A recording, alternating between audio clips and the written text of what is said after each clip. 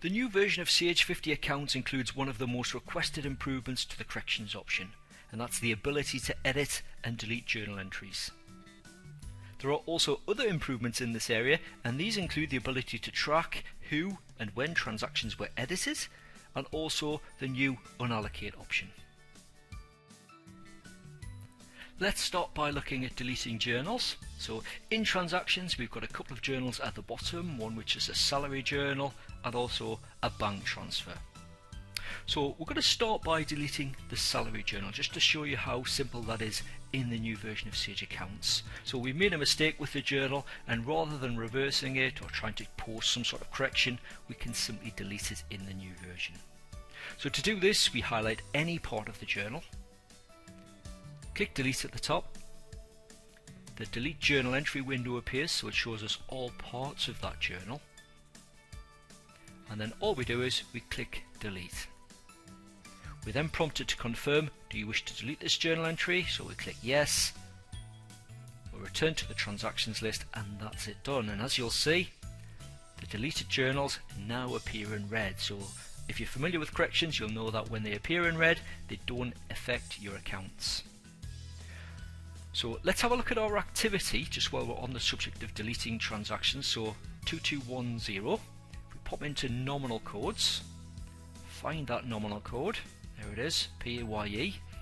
If we have a look at the activity, and the very last transaction is highlighted, which just so happens is the deleted transaction, but you'll see it, there it is, deleted GHC. So it's a journal credit, it's deleted, it appears in red, it doesn't affect our accounts.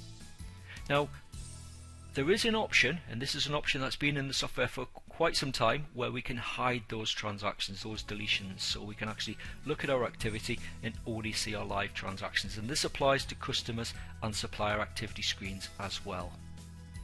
So to switch this option on and hide those deletions, we just go to Settings, Company Preferences, click yes to the prompt to close the other windows, into Parameters, and in the other section, the first option, exclude deleted transactions, just tick the box, click OK, and if we now go back to nominal codes, select the account 2210, view the activity, and this time that transaction is actually hidden. So we're only seeing the live transactions that affect our accounts in these activity windows.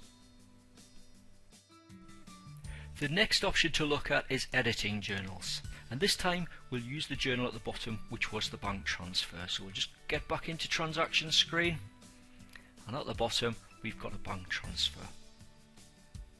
So just as with the salary journal, we can highlight any part of the journal, and then at the top of the screen click edit. So we just want to click yes to confirm we want to close the other windows, and then it displays the full details of the journal.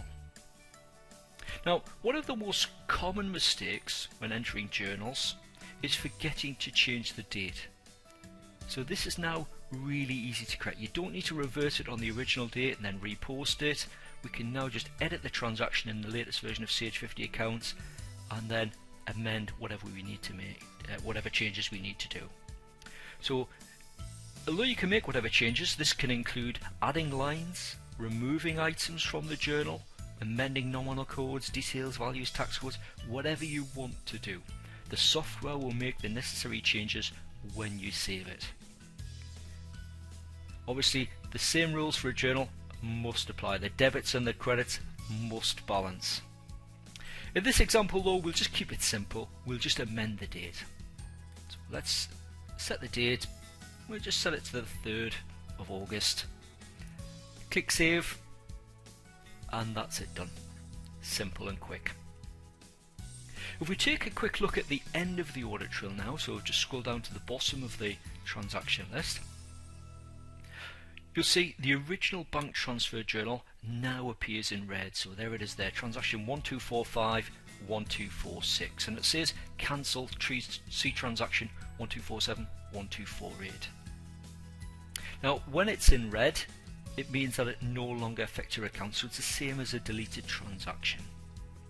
However, what the software has done, it's effectively deleted the original journal and has posted a corrected journal to the end of the audit trail. So it's done everything that we need it to do. It's done it automatically. So it's very quick, very simple to use that edit option. Now, you may need to scroll across to the right to see this. On mine, my screen's big enough to be able to see that, but on the right hand side we've got two new columns in the transaction screen. So it used to end at the username, but we've got these two new columns, edited by, edited on, and this gives you that bit traceability of who's actually performed corrections within your software. So you've got the logon name, who was logged in at the time that did the correction, and also when this was done.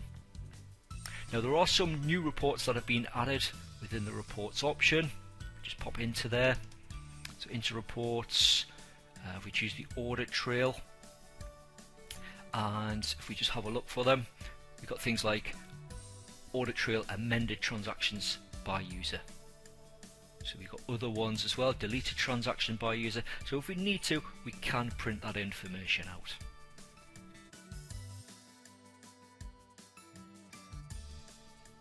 The final option to look at in corrections is the new unallocate option. If you've entered a receipt or a credit note and matched it against the wrong invoice, historically you would have had to delete the payment or the credit and re-enter it. With the new unallocate option, you simply highlight the transaction. So in this case we'll pick on this sales receipt, which is paying this invoice here. So we'll highlight the sales receipt, transaction 1244, which is an SR transaction at the moment. Click unallocate at the top. We're prompted, do you want to unallocate this transaction? We click yes, and that's it done. One thing to notice is that what was the SR transaction has now become an SA transaction, which is a sales payment on account. And also the invoice that it was paying off, which is the transaction directly above, if we look down the paid column, both transactions now have an N, indicating that they're not fully paid. So if required, you can then access the customer receipts window or the supplier payments window if it's on the purchase side, and then reallocate the transaction to the correct invoice. Everyone makes mistakes at some point, some more than others, and these improvements should make it quicker and easier to correct them.